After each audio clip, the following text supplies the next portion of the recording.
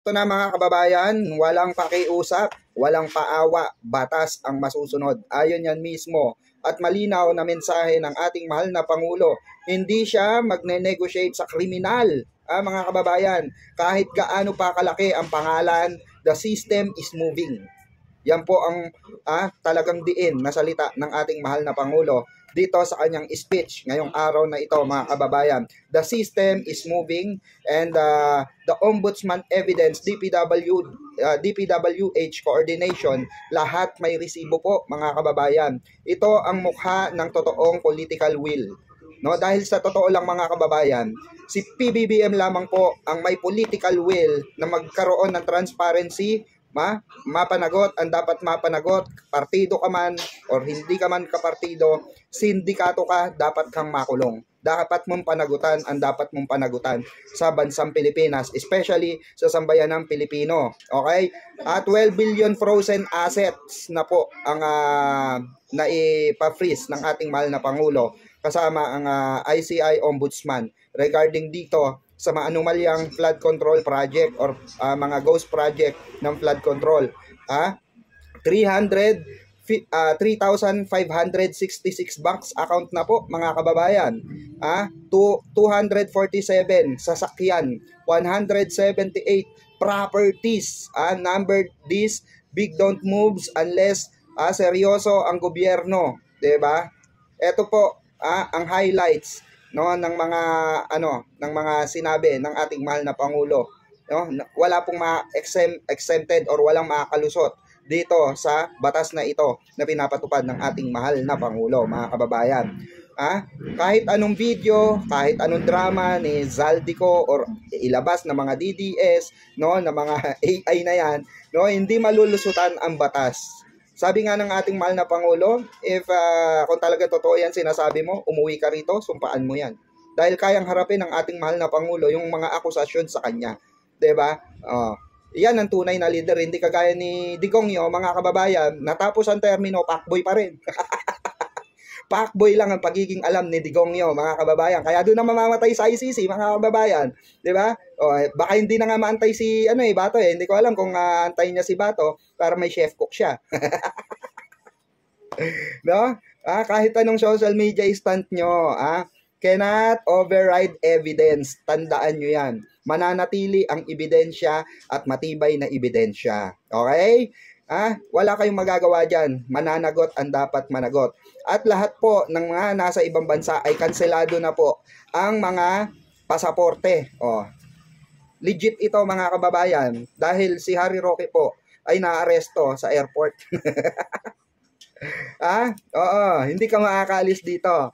'Di ba? Dahil wala kang pasaporte, kanselado ang pasaporte mo. So doon na po siya pupusasan sa dahik. Okay? Antayin niyo na lang kung ano pa yung mga may init na balita, no? Dito sa mga nagaganap sa ating pamahalaan, especially sa flood control issue at sa mga drama ng mga Duterte. Okay? So once again, ito po ang inyong lingkod, Birador Pico, at your service. Magkita-kita tayo for another video. Maraming salamat po. Maaari na ang makita ang mga partikular na datos ng government infrastructure projects online. Ito ang binuksan sa publiko ng pamahalaan sa pamamagitan ng Department of Public Works and Highways o DPWH Transparency Portal. Magsisilbi itong digital library para sa higit 247,000 na mga proyekto ng DPWH mula taong 2016 kung saan makikita ang mahalagang detalye gaya ng implementing office, kabuang halaga ng proyekto, progress rate at pinagmulan ng pondo.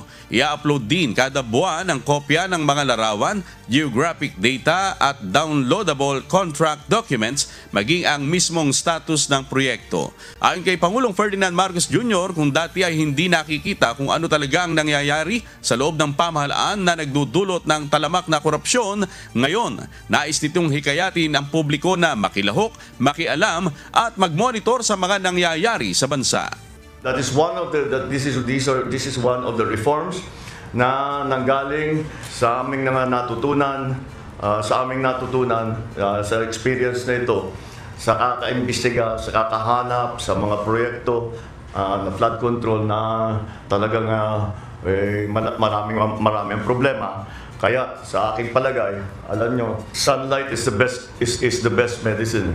So open everything up to the sunlight. Meron ding tab para sa procurement detail. Paano ba pinocure ang mga materials para dito? Kung saan naman makita ang approved budget para sa isang kontrata, mga petsa ng procurement activities, kailan yung mga buying dun sa mga sa gamit, kung kailan na-advertise, kailan pinabid, kailan in-award, at iba pang mga detalye ng mga kontraktor na lumahok sa bidding at ang mga winning bidder. Namili kami ng halimbawa, itong Eliseo Trinidad Access Bridge Project sa Pampanga River. Kung titignan ninyo, gamitin nyo yung search bar, makikita ninyo agad sa portal ang implementing office, ang contractor, ang halaga ng proyekto, ang accomplishment, completion date, at yung report. At agad-agad, kung meron kayong tanong, may issue tungkol sa proyektong yan, pwede ninyong pindutin ang report. Yan. Kung saan maaari ninyong itag ang proyektong bilang completed, defective, duplicate, unfinished, o ghost. Meron naman sa Documents tab, pindutin yan. Documents tab naman, maaaring ma-view o ma-download ang mga ito. Ito dahil ginagawa natin full disclosure. Dahil karapatan na malaman ng lahat kung paano ginagastos ang pera ng bayan. Bawat proyekto, merong geotag na photo. Saan yung photo? Yan. Geotag na photo. Geotag, ibig sabihin may location, very specific location. Mula simula, habang ginagawa, at hanggang matapos, kung may ghost project, madaling makita ito. Ito ay patunay na ang ating transparency ay may kasamang traceability. Ang isa sa pinakamagandang feature ng Transparency Portal sa pagtutulungan ng DPWH, Philippine Space Agency at ang pribadong sektor, maaari nyo rin makita ang satellite na images nito. Ito, kagaya niya. Tiyakin natin na kung may makitang hindi tama o labag sa batas, aksyonan natin kagad. Lalong-lalo na pag ito ay naituro sa atin ng ating mga kababayan. Kaya paulit-ulit kong sinasabi, lahat ng ating mga kapwa Pilipino, huwag kayong magdalawang isip na meron kayong isusumbong ninyo para mapag-aralan namin, matignan namin, ma-assess namin kung talagang may problema o hindi. Para naman mas madali ang pagtatanong, meron tayong AI, gumagamit na tayo ng AI assistant na sasagot sa inyong specific queries sa Pilipino man o sa Ingles. Dinisenyo ito para makatiyak na kahit hindi ka techie, kahit hindi ka technical, madaling ayusin ito. English at saka Pinoy at saka Tagalog, pwedeng gamitin ito. Halimbawa, gusto mong malaman ang mga proyekto kontra baha sa Kupang, Muntinlupa. Tutulungan tayo ng AI ng portal na makalap ng lahat ng impormasyon tungkol sa barangay na ito sa Muntinlupa, kagaya na. Ang Transparency Portal ay hindi lang isang website. Ito ay isang pangako. Ito ay isang sagot na digital na pader laban sa korupsyon ay magpapatibay sa ating paniniwala. Ang pamahalaan bukas, tapat at nakikinig sa sambayanan. Kaya hiyakatin natin ang bawat Pilipino na makialam kayo, magtanong at mag-monitor. Gamitin natin ang bagong portal na ito. Magkasama natin itayo ang isang bagong Pilipinas mas maayos, mas matibay na infrastruktura at buo ang tiwala ng tao sa kanilang pamahalaan. Maraming salamat. Gangster, you know, we do that better than anybody. I bet you got it twisted, you don't know who to trust. So many player hating niggas trying to sound like us. Say they ready for the front, but I don't think they know it. Straight to the depths of hell is where them cowards going. Well, all you still down, nigga, holler when you see me. And let these devils be sorry for the day they finally free me. I got a caravan of niggas every time we ride. Hitting motherfuckers up when we pass by. Until I die, live the life of a boss player.